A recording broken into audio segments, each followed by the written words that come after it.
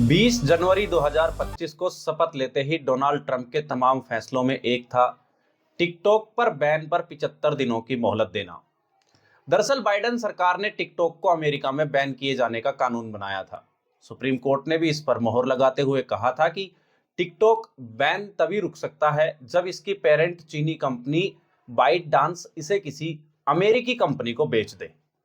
19 और 20 जनवरी को सर्विस बंद होने लगी थी, लेकिन ट्रंप ने 75 दिनों का वक्त देते हुए ये कहा कि अगर मस्क चाहे तो इसे खरीद सकते हैं, मैं भी इसे खरीदना चाहूंगा।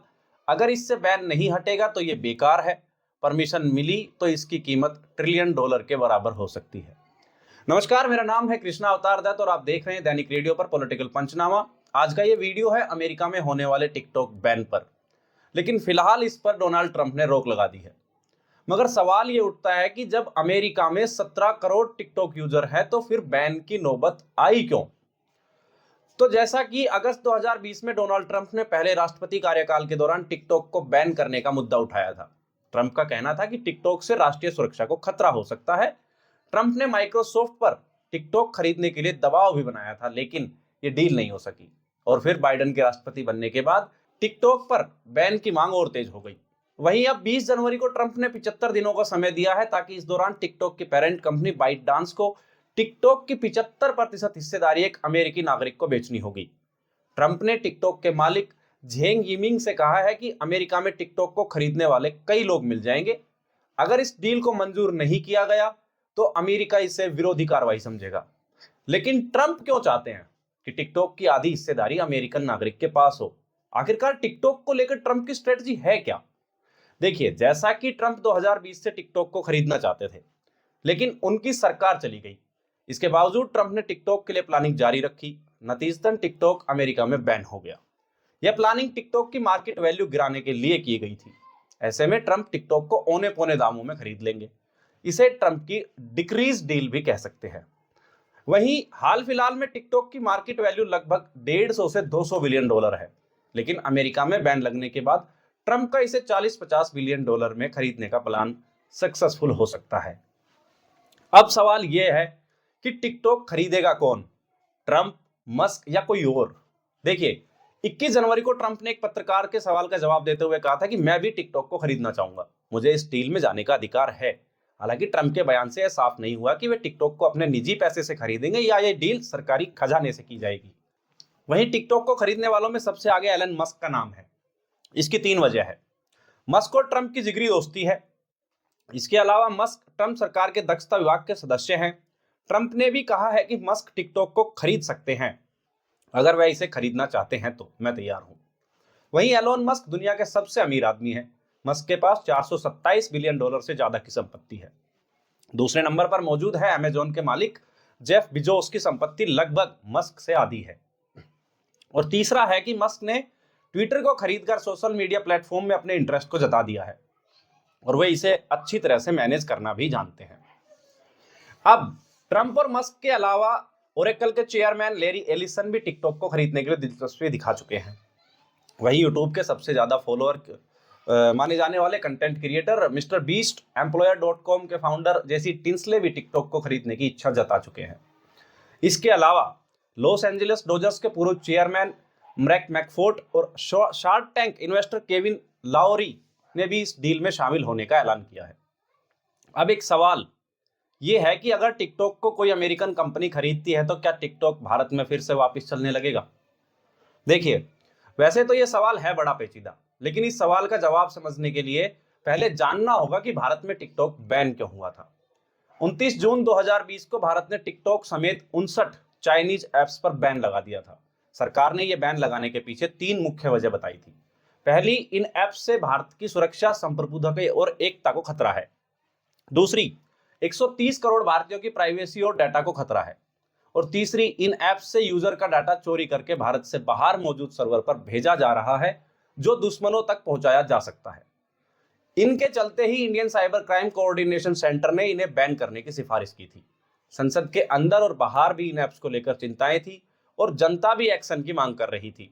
इंडियन साइबर स्पेस की सुरक्षा और संप्रभुता के लिए ऐप्स को बैन करने का फैसला लिया गया था। लेकिन अगर एलोन मस्क टिकटॉक को खरीद लेते हैं तो यह भारत में दोबारा शुरू हो सकता है, क्योंकि भारत सरकार ने सुरक्षा कारणों की वजह से इस ऐप पर बैन लगाया था। वो इसलिए कि भारतीय नागरिकों का डाटा चीन के पास भेजा जा रहा था, लेकिन अमेरिका की ओनरशिप के बाद भारतीय नागरिकों का डाटा अमेरिकन के पास जाएगा, जिससे यह डाटा सुरक्षित रहने की उम्मीद है। जैसा कि गूगल, फेसबुक और व्हाट्सएप जैसे सभी सोशल मीडिया प्लेटफॉर्म का डाटा अमेरिकी जांच एजेंसी CIA के पास इकट्ठा होता है। अभी तक डाटा लीक होने या दुरुपयोग होने की कोई बात सामने नहीं आई है। अगर मस्क टिकटॉक खरीदते हैं तो वो ट्रंप सरकार के जरिए भारत पर बैन हटाने का दबाव भी बना सकते हैं। तो क्या अमेरिका के अलावा कोई भारतीय कंपनी या बिजनेसमैन है जो टिकटॉक को खरीद सकता है? देखिए, टिकटॉक को खरीदने के लिए अभी जिन कारोबारियों के नाम सामने आए हैं, इनमें से कोई भी भारतीय नहीं है। बैन से पहले टिकटॉक के लिए भारत बहुत बड़ा बाजार रह चुका है, लेकिन इसे खरीदने के लिए कोई भी भारतीय कारोबारी जोखिम नहीं उठाना चाहता। इसके पीछे कुछ बड़ी वजह है, जैसे कि कानूनी बाधाएं, आर्थिक और कारोबारी चुनौती, ग्लोबल डिजिटल मार्केट का फोकस और सेंसिटिव कंटेंट पर कड़ी नजर। अब टिकटॉक एक चाइनीज कंपनी है जिसे भारत में राष्ट्रीय सुरक्षा कारणों से बैन किया गया था। ऐसे में अगर कोई भारतीय टिकटॉक को खरीदता है तो उसे भारतीय यूजर्स के डाटा की सिक्योरिटी का जिम्मा लेना होगा। अगर किसी वजह से डाटा लीक हुआ तो इसकी जवाबदारी टिकटॉक के मालिक की होगी।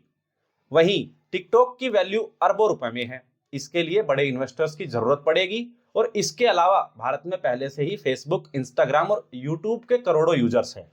ऐसे में टिकटॉक को दोबारा ऊंचाइयों तक पहुंचाना बड़ा मुश्किल काम हो सकता है। साथ ही टिकटॉक को चलाने के लिए भारतीय इन्वेस्टर्स को ग्लोबल डिजिटल मार्केट पर फोकस करना होगा, जिससे भारत में टिकटॉक के यूजर्स दोबारा से उसी स्तर तक बढ़ने लगे। और सबसे बड़ी वजह है कि भारत में टिकटॉक पर बैन से पहले कंटेंट को लेकर आपत्ति उठाई गई थी। ऐसे में भारतीय इन्वेस्टर्स को सामाजिक और सांस्कृतिक मुद्दों को सुलझाने में बड़ी प्रॉब्लम हो सकती है, या एक बड़ी चुनौती हो सकती है। वहीं इन सब के बीच एक बड़ा सवाल यह भी है कि क्या चीन की सरकार इस डील को मंजूरी देगी?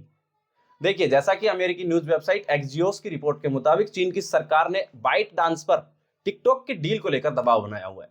टिकटॉक को खरीदने के लिए अमेरिकी नागरिक सामने आने लगे हैं, लेकिन चीन की नाराजगी की वजह से बाइट डांस फैसला नहीं कर पा रही है। अब 20 जनवरी को चीन के विदेश मंत्रालय की प्रवक्ता माओ यिंग ने कहा था कि देश की सभी प्राइवेट कंपनियां अपने फैसले लेने की अधिकृत हैं। कंपनियां बिजनेस से जुड़े फैसले अपनी मर्जी से ले सकती है, लेकिन चीनी कंपनियों को कानून और नियमों के तहत फैसला करना होगा। अब एक सबसे बड़ा सवाल जो इस वीडियो को देखने के बाद हर इंसान के मन में आ रहा होगा कि आखिर टिकटॉक कितने रुपए में खरीदा जा सकता है? तो टिकटॉक की कीमत वर्तमान एल्गोरिदम के हिसाब से $100 बिलियन से ज्यादा है। बाइट डांस के एल्गोरिदम के साथ कंपनी की वैल्यू $200 बिलियन तक हो सकती है। अगर टिकटॉक के खास एल्गोरिदम को हटा दिया जाए तो इसकी वैल्यू घटकर $40 से $50 बिलियन रह जाएगी। वहीं टिकटॉक का एल्गोरिदम बेहद स्मार्ट टेक्नोलॉजी पर आधारित है, जो यूजर्स को उसकी पसंद के मुताबिक कंटेंट दिखाता है। इस एल्गोरिदम की वजह से यूजर उसके इंटरेस्ट, सर्च हिस्ट्री और इंटरकनेक्शंस के आधार पर लिमिटेड वीडियो ही दिखाई जाती है। इस वजह से कंपनी की वैल्यू कई बिलियन डॉलर तक बढ़ गई है। तो ये थी टिकटॉक के अमेरिका में बैन होने की कहानी। दरअसल बात साफ है, डोनाल्ड ट्रंप और एलन मस्क टिकटॉक खरीदने की रेस में सबसे आगे हैं। इसलिए ही इसे अमेरिका में बंद करने की योजना पर काम भी किया गया है। तो ये थी आज की वीडियो। अगर आपको वीडियो पसंद आई हो तो वीडियो को लाइक करें, कमेंट करें, शेयर करें और चैनल को सब्सक्राइब करना ना भूलें। मिलते हैं अगले वीडियो में एक नए मुद्दे के साथ। तब तक के लिए नमस्कार, धन्यवाद।